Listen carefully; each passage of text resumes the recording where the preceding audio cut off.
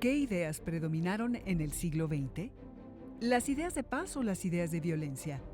Los conflictos armados, el racismo, las dictaduras, el narcotráfico, la corrupción, el maltrato a las mujeres y a los niños, ¿nos han hecho reflexionar sobre lo que queremos de un gobierno?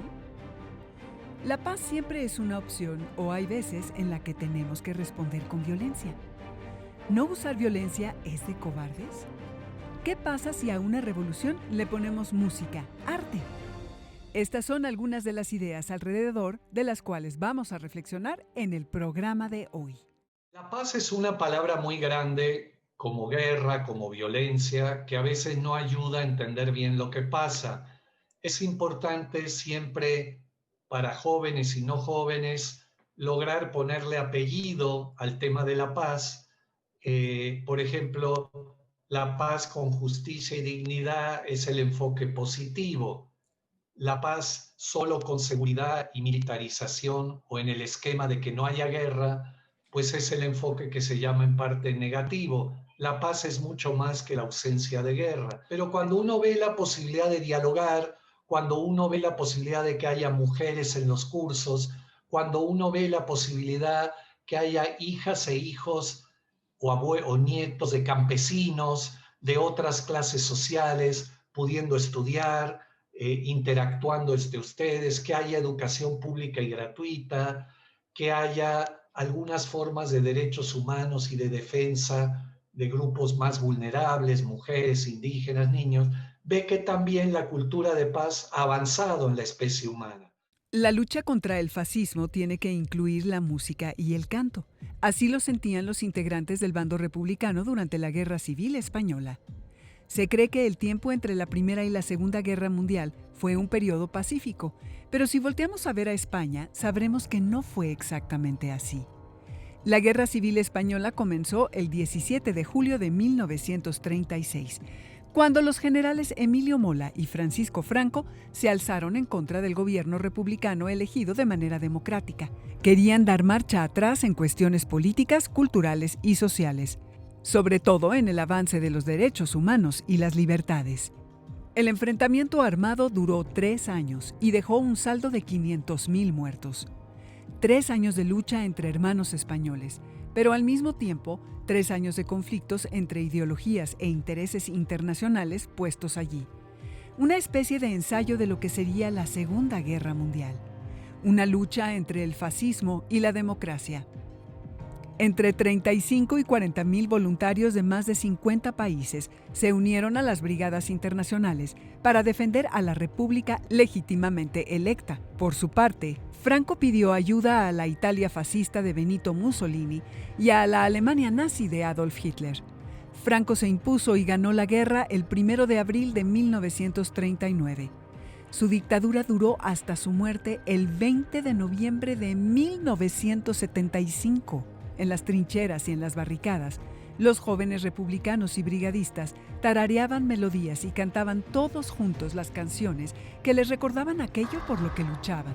Solo es nuestro deseo, rumbalá, rumbalá, rumbalá. Solo es nuestro deseo, rumbalá, rumbalá, rumbalá. Acabar con el fascismo, ay Manuela, ay Manuela. Fue la música la que encontró un lugar que dio valor a los soldados. Muchas de estas melodías fueron escritas durante la guerra. Otras canciones formaron parte del cancionero popular tradicional, pero con nuevas letras que hablaban de las injusticias, de las batallas, de la esperanza que en ocasiones era lo único que tenían. En Italia, Bella Ciao, una canción popular del siglo XIX, creada por campesinos de arrozales como protesta por las condiciones de trabajo, se convertiría en un himno de la resistencia contra el régimen fascista de Mussolini y la invasión de las fuerzas alemanas entre 1943 y 1945. Durante la Segunda Guerra Mundial, los franceses también entonaron sus voces en contra del fascismo, con el himno Le Chant des Partisans, el canto de los partisanos, escrita originalmente no en francés, sino en ruso por Anne Marley. Habla sobre luchar hasta la muerte, si es necesario, por la liberación nacional. Años más tarde, Marley también escribió e interpretó una canción más introspectiva, La Complainte du Partisan, también conocida simplemente como The Partisan, gracias a la versión de Leonard Cohen, Joan Baez y otros cantantes de música folk. Pero todas las canciones se quedarían cortas frente al horror que aún estaba por venir. Después del lanzamiento de la bomba atómica en Hiroshima y Nagasaki, el filósofo Bertrand Russell y el físico Albert Einstein presentaron el manifiesto Russell-Einstein, donde señalaron que la bomba atómica y las armas nucleares eran un peligro para la humanidad entera y, por lo tanto, urgían a los gobiernos a resolver sus problemas a través de medios pacíficos. Los países que habían estado involucrados en la Segunda Guerra Mundial, y algunos que no, se reunieron bajo la consigna de que nunca más dejarían que sucediera algo así. En el preámbulo de la Carta de las Naciones Unidas, firmada el 26 de junio de 1945, hablaron de practicar la tolerancia y convivir en paz como buenos vecinos, unir nuestras fuerzas para el mantenimiento de la paz y la seguridad internacionales, asegurar, mediante la aceptación de principios y la adopción de métodos, que no se usará la fuerza armada, sino en servicio del interés común. Los pueblos del mundo se comprometieron a reafirmar la fe en los derechos fundamentales del hombre, en la dignidad y el valor de la persona humana, en la igualdad de los derechos de hombres y mujeres y de las naciones grandes y pequeñas, a crear condiciones bajo las cuales puedan mantenerse la justicia y el respeto a las obligaciones emanadas de los tratados y de otras fuentes del derecho internacional, a promover el progreso social y a elevar el nivel de vida dentro de un concepto más amplio de la libertad. Gandhi decía que la no violencia o la paz es antigua como las montañas. Entonces, desde el origen de la especie humana siempre ha existido personas, mujeres, hombres, que han querido que los seres humanos sean mejores, como digo, sean más humanos y sean más fraternales entre sí. Muchas cosas del inicio de la historia tienen que ver con formas religiosas, con formas de respeto a la naturaleza, de respeto a quien se cree que nos ha creado, sea un dios, muchos dioses. Entonces, todas estas formas están en el origen de las culturas de paz, pero también los avances tienen que ver con formas para erradicar la esclavitud, para erradicar las diferencias de raza, para erradicar las diferencias de clase social entre aristócratas, nobles y las partes más del pueblo, de la burguesía, el artesanado, el campesinado, el lumpenproletariado, el respeto de derechos laborales, sociales. Al diálogo hay que ponerle apellido, porque lo primero, por ejemplo, como desafío, tiene que ver en sus familias, entre ustedes en el salón de clases, el diálogo con la maestra y el maestro. El diálogo es un punto de llegada, no de partida. No porque somos todos jóvenes o disque iguales, somos iguales. Hay una simetría de poder muy grande, hay diferencias de poder en sus vidas, por ejemplo, con las maestras, con los profesores, con el director de la prepa, con sus padres, sus hermanos mayores, hermanas, que ustedes tienen que luchar porque haya una igualación, porque si no, no es diálogo, es monólogo. Diálogo quiere decir entre dos y tiene el presupuesto que tiene que haber capacidad de escucha, no solo con el oído físico, sino con el oído mental y cultural. Escuchar quiere decir tener empatía con la otra persona, tener compasión, o sea, meterse dentro de la otra persona y entender lo que trae y lo que tiene, y desde ahí intercambiar en igualdad. Si no, no es diálogo, son órdenes. La descolonización, como lo indica su nombre, es el proceso por el cual las colonias se independizan del país colonizador. La mayoría pasó por este proceso primero en el continente americano durante el siglo XIX. Este fue el caso de México, y en Asia y África después de la Segunda Guerra Mundial. En muchos casos, las luchas por la descolonización se condujeron de manera violenta, pero queremos centrarnos en una lucha de independencia que se dio de otra forma totalmente distinta, mediante la no violencia. Ya alguna vez hemos escuchado sobre Mohandas Karamchand Gandhi, mejor conocido como Mahatma Gandhi, uno de los mayores exponentes de la no violencia. Gandhi nació en la India británica. Se formó como abogado en Inglaterra, con la intención de hacer cumplir la justicia a través de la ley, Pero durante sus años ejerciendo el derecho en su país y en Sudáfrica, descubrió que las injusticias se encontraban establecidas en la ley misma. Con ejemplos de desobediencia civil como la Marcha de la Sal, el boicot a distintas industrias y las huelgas de hambre, Gandhi demostró el poder de la no violencia como estrategia. En 1947, gracias a este tipo de acciones y la golpeada situación de la Gran Bretaña, la India consiguió su independencia. La rueda azul al centro de la bandera de la India simboliza el deseo de ir hacia adelante, hacia la paz. Para Gandhi, la no violencia no era un concepto exclusivamente negativo. No matar, no lastimar, no hacer. No. La no violencia era conducirse activamente con amor, en el pensamiento, la palabra y los hechos, frente a todos los seres humanos y animales, en todo aspecto de la vida. El objetivo no era vencer al enemigo, sino convertirlo, hacerle ver lo violento e injusto.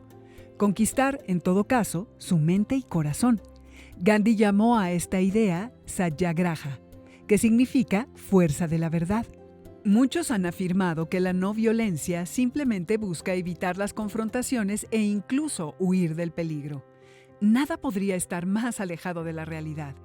El propio Gandhi advertía que sus ideas no eran un consuelo para el cobarde, sino posibles solo para los valientes, e incluso que si había que decidir entre la violencia y la huida cobarde, prefería la violencia a la cobardía.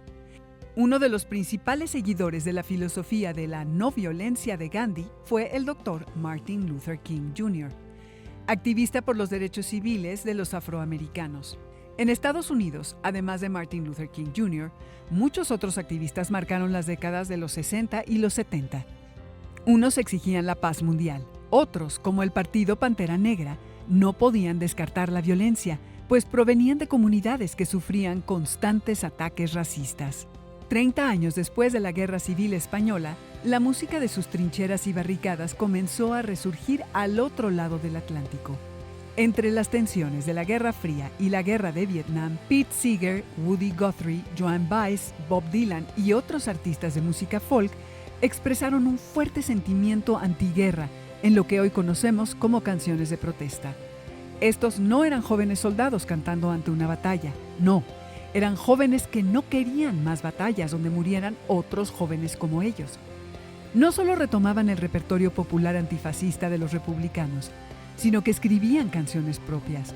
En su canción de 1963, Los Amos de la Guerra, Bob Dylan confrontaba a la industria armamentista con unas letras que decían: ustedes que fabrican las grandes armas, ustedes que construyen los aviones de la muerte, ustedes que construyen todas las bombas, ustedes que se esconden tras los muros, ustedes que se esconden detrás de escritorios, ustedes que fabrican las grandes armas, ustedes que construyen los aviones de la muerte, ustedes que construyen todas las bombas, ustedes que se esconden tras los muros, ustedes que se esconden detrás de escritorios. Solo quiero que sepan que puedo verlos a través de sus máscaras. Quizás en ningún otro momento de la historia estadounidense la música popular reflejó con más claridad el momento político y cultural que en los años 60 los sentimientos de protesta no solo se transmitían a través del folk, sino también con el blues y el rock and roll. Entre 1955 y 1975, la Guerra de Vietnam estuvo acompañada por una banda sonora a veces melancólica, a veces energética, a veces furiosa, a veces esperanzadora. Quienes más escuchaban esta música eran los hippies. Los hippies habían nacido unos cuantos años después de la Segunda Guerra. Eran una parte de la generación que hoy conocemos como Baby Boom. Crecieron en medio de las condiciones contradictorias que prevalecieron durante la década de 1950. Por una parte, prosperidad gracias al boom económico. Por otra, paranoia debido a la Guerra Fría. Conforme fueron convirtiéndose en adultos, esta joven generación estaba cansada de su estilo de vida ensimismada y anhelaba una existencia más auténtica. Comenzaron con modas y gustos extravagantes, rompiendo tabúes, disfrutando de la televisión y la música de una floreciente industria cultural, con un estilo de vida más sentimental. Con altos estándares éticos, los hippies señalaban los defectos de la sociedad y cuestionaban a sus propios padres, pues consideraban que esa generación, a pesar de haber sobrevivido a la Gran Depresión y la guerra, se aferró al materialismo, al racismo, a la persecución social, al daño ambiental y, por supuesto, a la guerra misma. A mediados de los 60, los hippies comenzaron a reunirse en barrios de bajos ingresos, lugares que sus padres despreciaban, como el East Village de Nueva York, y fundaron distintos tipos de asentamientos comunitarios. Para los hippies, la generación de sus padres estaba aislada, desconectada de sentimientos, convertidos en personas agresivas y autoritarias. Los hippies consideraban que su nuevo estilo de vida era más divertido, pero sobre todo, moralmente superior. La perspectiva política hippie creía que el objetivo principal del orden social reconocido era restringir y controlar el amor por la vida, la naturaleza y la felicidad. Las palabras paz y amor se convirtieron en términos con una fuerte carga simbólica. No solo eran un llamado literal a la retirada militar de Vietnam, sino que hacían referencia a una actitud de aceptación mutua y confianza entre las personas y a un sentido de conciencia personal y felicidad. Con el tiempo, el clima de la contracultura que rodeaba al hippismo cambió. Las organizaciones hippies comenzaron a enfrentarse a problemas para conseguir vivienda y a la pobreza. Asimismo, el uso de drogas comenzó a tener más y más repercusiones en su salud, mientras que en lo social propició el financiamiento de mafias. Originalmente llamado Partido Pantera Negra de Autodefensa, esta organización se convirtió en el grupo político militante negro más conocido en Estados Unidos a finales de la década de 1960. Tenían como propósito original patrullar los vecindarios afroamericanos para proteger a sus residentes de los actos de brutalidad policial. Las Panteras Negras eventualmente se convirtieron en el grupo revolucionario marxista con demandas claras: el derecho de todos los afroamericanos a portar armas, que los afroamericanos estuvieran exentos del reclutamiento y de todas las sanciones de la llamada América Blanca. La desaparición del Partido de las Panteras fue causada principalmente por las operaciones de contrainteligencia del FBI, con una serie de arrestos, asesinatos y exilios forzados. En este momento histórico de protestas violentas y manifestaciones contra la violencia por parte de los afroamericanos, destacó Angela Davis, quien se convertiría en el símbolo del movimiento de liberación de las mujeres en el mundo. Davis se convirtió en una de las activistas antirracistas y feministas más visibles durante la década de 1960. Los movimientos contracorriente, es mejor tomar la palabra contracorriente que romanticismo, y es muy importante en parte ir contracorriente, porque si uno en la vida no se acostumbra en parte a ser como el salmón, contracorriente, en un orden social que normaliza enorme cantidad de situaciones de violencia social, acaba uno siendo cómplice que todo siga igual. La gente joven y no joven, como en mi caso, siempre tenemos que reflexionar y hacer acciones contra la violencia normalizada. Y no nos tiene que dar miedo ni vergüenza, con respeto al otro, con diálogo, pero hablando con claridad. La protesta es una forma de música contracorriente. Es una bendición en la especie humana que haya existido la canción con un fondo social, con letras que nos hagan pensar, amar y luchar mejor. Quien ha ido a una marcha, a una movilización, a un plantón, a una acción directa de paz y no violencia, en mi caso, toneladas, sabe la importancia de la música, del arte, para animar y también para ayudar a pensar. La violencia tiene que ver con la ignorancia. Cuando digo ignorancia, no lo digo en un sentido despectivo, lo digo en el sentido de no saber algo sobre cómo resolver conflictos sin destruir o agredir al otro o la otra. No es algo innato o natural, pero tiene que distinguir entre la violencia, escuchen bien, del que se defiende y del que ataca. No es lo mismo la violencia del pueblo indígena zapatista que se defiende de los paramilitares, finqueros y gobiernos corruptos que la violencia de los paramilitares y finqueros que buscan quitar las tierras a los pueblos indígenas. Durante el siglo XX hubo tres principales regímenes políticos racistas: el régimen nazi, el régimen de supremacía blanca en el sur de Estados Unidos y el régimen de segregación racial conocido como apartheid en Sudáfrica. Apartheid significa literalmente separación. Esta ley provocó que la población negra perdiera sus hogares, las tierras que habían poseído durante muchos años, y tuvieran que trasladarse a zonas no desarrolladas, lejos de sus lugares de trabajo y de los centros urbanos. Por supuesto, siempre hubo resistencia. La protesta política, incluso la protesta no violenta, fue fuertemente sancionada. Por lo general, cualquier persona podía ser detenida sin una audiencia hasta por 6 meses. La protesta política, incluso la protesta no violenta, fue fuertemente sancionada. Por lo general, cualquier persona podía ser detenida sin una audiencia hasta por 6 meses. Y esto provocó que miles de personas murieran bajo custodia, con frecuencia después de horribles actos de tortura. Los que sí eran juzgados recibían sentencias de muerte. Eran desterrados o encarcelados de por vida, como Nelson Mandela. De joven, Mandela comenzó a estudiar una licenciatura, pero fue expulsado de la universidad por unirse a una protesta estudiantil. Posteriormente, retomaría y finalizaría sus estudios en la Universidad de Sudáfrica. Así que el 20 de abril de 1964 pronunció su discurso desde el muelle, donde exclamó: "He luchado contra la dominación blanca y he luchado contra la dominación negra. He acariciado el ideal de una sociedad democrática y libre en la que todas las personas vivan juntas en armonía y en igualdad de oportunidades. Es un ideal por el que espero vivir y alcanzar, pero si es necesario, es un ideal por el que estoy dispuesto a morir".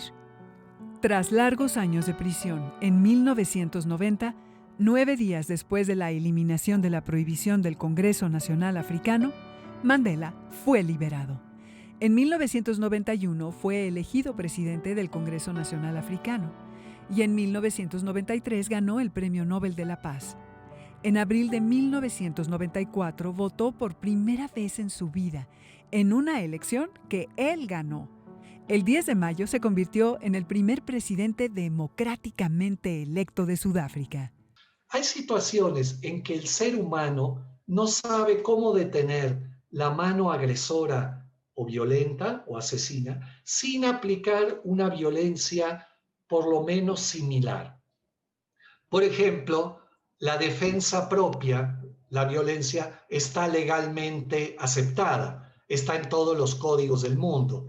Porque si alguien va a matar o va a violar a alguien en una situación directa, tengo derecho a defenderme en una forma similar, tal vez con un arma que lo elimine o buscar la forma que se vaya disparándole sin matarlo. Entonces, eso no es que uno lo quiera, es que la especie humana, una situación tan radical de violencia, no sabe cómo pararla sin usar una violencia más o menos equitativa.